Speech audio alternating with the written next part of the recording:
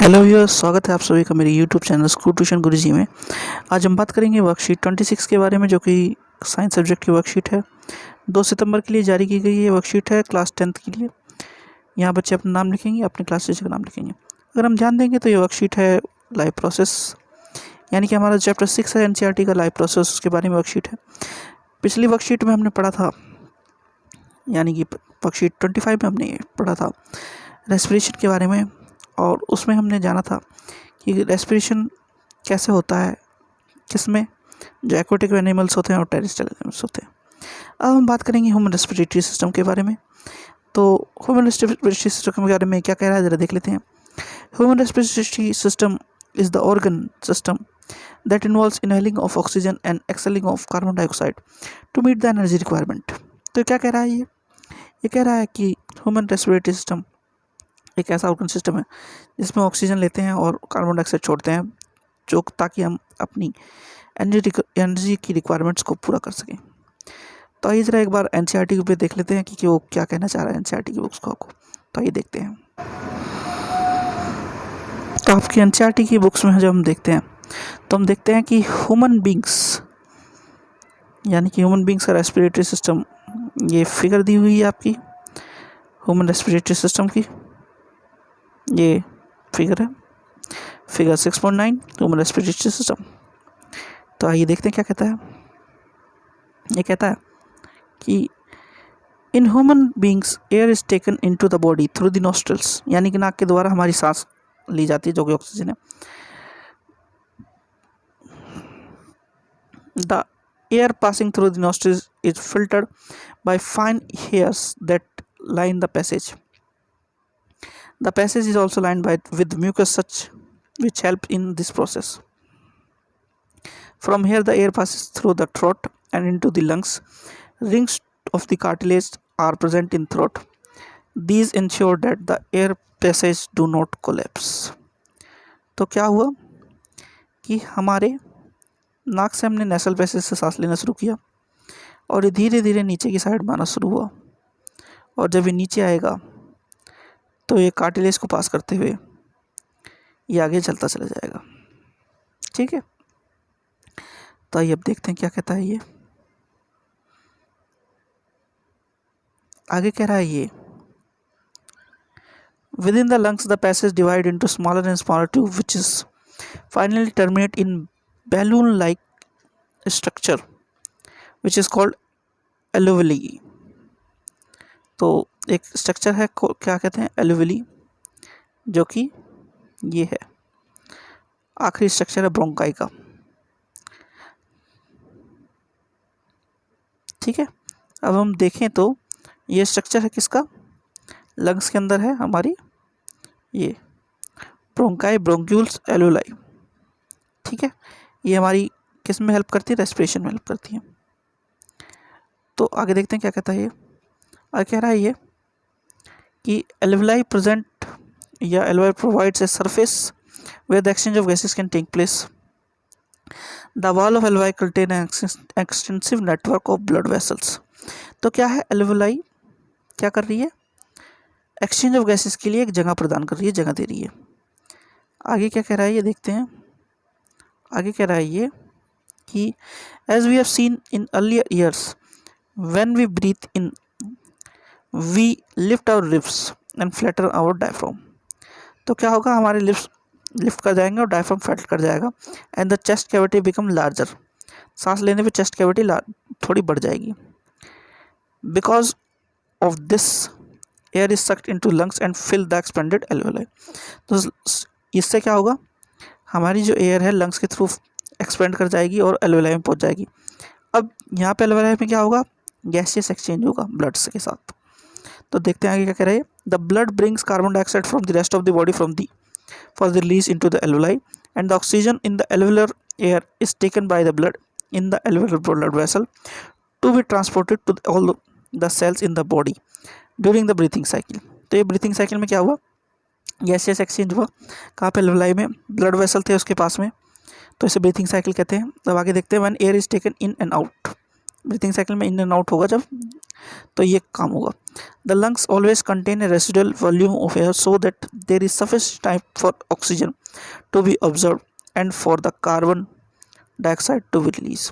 एक जो महत्वपूर्ण चीज़ है, इंपॉर्टेंट चीज़ है, वो क्या है कि लंग्स कुछ अमाउंट में ऑक्सीजन और कार्बन डाइऑक्साइड रखते हैं अपने अंदर, ताकि मेनली जब ये अब्जॉर्प्शन या कार्बन डाइऑक्साइड का ऑब्जर्प्शन और ऑक्सीजन का ऑब्जर्प्शन और कार्बन डाइऑक्साइड का रिलीज प्रोसेस हो तो कोई दिक्कत ना हो। ये है पूरा ब्रीथिंग प्रोसेस। आइए चलो देख लेते हैं अब आपकी वर्कशीट में क्या लिखा हुआ है। तो जब हम आपकी वर्कशीट पाएंगे तो हम पाएंगे कि ये रेस्पिरेटरी सिस्टम के पार्ट्स एंड फंक्शन के बारे में बता रहा है। तो आइए देख लेते हैं क्या कह रहा है। तो सबसे पहले ले रहा है ये पार्ट नोज को। ये कह रहा है nose possesses a couple of exterior nostril, tiny hair follicles cover the anterior lining of nostril and act as the body defense against foreign pathogens and provide additionality humidity for inhaled air। अगर आपको कुछ याद हो तो पिछली worksheet में हमने देखा था कि म्यूकस या कुछ इस तरह की चीज़ जो ह्यूमिडिटी प्रोवाइड करे वो होनी चाहिए नेसल पैसेज में या एयर कॉन्टैक्ट के पैसेज में, ताकि कोई अदर फॉरेन पैथोजन उसमें अंदर बाहर ना हो सके। ठीक है, तो ये वही बात कह रहा है। आगे देखते हैं। आगे है लिनिक्स ये वाला पार्ट। टर्म्स है एडम्स एप्पल और the voice box. It is the portion which rises and falls during swelling of food particles. ये पोर्शन क्या करता है, राइज और फॉल यानी उभरता है और फिर नीचे की ओर झुकता है फूड पार्टिकल्स के एब्जॉर्प्शन में। अगला है pharynx. The nasal chambers that open up a wide hollow space term such pharynx, यानी कि ये क्या कह रहा है। It is the common path for both food air and food. It function by preventing the entry of food particles in the windpipe. The epiglottis is an elastic cartilage which serves as switch between larynx and the oesophagus. तो ये क्या करता है, नेसल Phoenix में क्या होता है, ये कॉमन फूड पाइप है, ये कॉमन पाथ है फूड और एयर के लिए। तो ये क्या करता है, इसमें एक एपिग्लोटिस और इलास्टिक कार्टिलेज होती है जो स्विच करती है लिनिक्स और ओसोफेगस के बीच में, ताकि एक टाइम पे एक ही चीज़ जाए, या फूड जाए या एयर जाए, ताकि कोई और दिक्कत ना हो। फिर है trachea. The wind pipe rises below the Linux and moves down the neck. The wall comprises of C-shaped cartilage rings and protects it from collapsing। ये है आपका ट्रैकिया। ठीक है, ये वाली जो पोर्शन है, यानी कि एक पाइप जिसमें इस तरह की कुछ पाइप्स हो जुड़े हो, सी शेप की कार्टिलेज जुड़ी हो, ये है आपका ट्रैकिया। फिर है bronchi. The trachea splits into two tubes terms as bronchi which enter each lung individually। Bronchi divides into secondary, tertiary and bronchioles which is further divided into alveoli। तो trachea हो गया, फिर ब्रोंकाई, फिर फिर bronchiole से alveoli, ये इस तरह डिवाइड होती चल जाती हैं। आइए आपकी फिगर में भी देख लेते हैं। तो क्या हुआ, ट्रैकिया, ब्रोंकाई, ब्रोंक्यूल्स, एल्वेलाई, ये क्या हुआ, सबसे छोटी यूनिट में चली गई इस तरह डिवाइड होते होते। तो ट्रैकिया मेन पाइप हुआ, उसे डिवाइड किया, फर्दर ब्रोंकाई बना, उससे छोटे जो पाइप्स बनेंगे, यानी कि एक पेड़ की टहनी को और छोटा किया तो ब्रोंक्यूल्स बन गए ब्रोंकाई से, और उससे भी जो छोटे पार्ट होंगे वो एल्वेलाई कहलाएंगे। ठीक है, तो अब एल्वेलाई को देख लेते हैं। एल्वेलाई क्या कह रहा है, the alveoli are single celled thin wall balloon like structure filled with air. तो ये क्या है, balloon like structure filled with air, ये फिल्ड होती है एयर से। यही वो जगह है जहाँ पे गैसेस एक्सचेंज होता है, अभी हमने पढ़ा भी था, इसलिए इसे ध्यान से समझ लीजिएगा। फिर है आगे lungs. The chief centre of the respiration in human, they are located in the thoracic cavity of the chest near the backbone and on either side of the heart। They are the pair of large spongy organs mainly involved in the exchange of gases between the blood and the air compared to the left lung, the right lung is quite bigger and heavier. तो क्या कह रहा है ये, यहाँ पे lungs में क्या होता है, गैसियस एक्सचेंज होता है और उसकी साइट होती है गैसियस एक्सचेंज की एल्वेलाई, ठीक है। और ये क्या है, बैकबोन और थोरेसिक कैविटी के बीच में होता है और इधर साइड इसकी हर्ट होता है, इसके एक यानी कि एक साइड इसके हर्ट होता है। और इसमें क्या होता है, लेफ्ट लंग और राइट लंग, दो लंग होते हैं, ठीक है। तो ये तो हो गए आपके पार्ट्स। इस डायग्राम को देख लीजिए। जब हम डायग्राम को देखेंगे तो हम बेसिक वे में समझ जाएंगे कि नेशनल पैसेज से हमारा काम शुरू हुआ, फिर यहाँ पे हमने कंट्रोल किया फिनिक्स और लेनिक्स के द्वारा, फिर हम ट्रैकिया में गए, ट्रैकिया का डिवीज़न हुआ किसमें, ब्रोंकाई में। और जब ब्रोंकाई को जो है तोड़ा तो ब्रोंक्यूल्स बना, फिर एल्वेलाई बना और टोटल इसको कहा गया लंग्स, और जिसके अंदर था इसे कहा गया रिप्स। एल्वेलाई में गैसियस एक्सचेंज हुआ। तो ये तो बात होगी आपकी ह्यूमन रेस्पिरेटरी सिस्टम की। अब जरा देख लेते हैं कि ये क्या कह रहा है, दो चीज़ों को, इनहेलेशन और एक्सहेलेशन।